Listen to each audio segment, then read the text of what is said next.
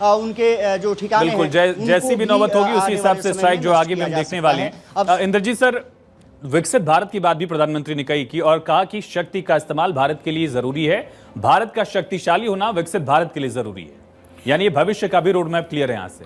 बिल्कुल, मैं प्रधानमंत्री जी ने इसकी जो शक्ति की बात करी है बहुत सही करी। उन्होंने कहा बिगर शक्ति के, वो एक रामायण की चौपाई की, बिगर भय के कोई प्रीत नहीं होती है।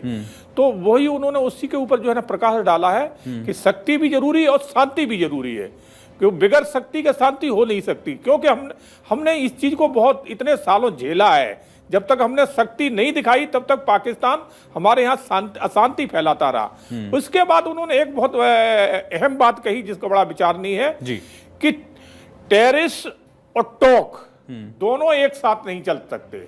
आप अगर टेररिज्म हमारे यहाँ भेजोगे तो हमारी आपकी वार्ता कभी हो ही नहीं सकती।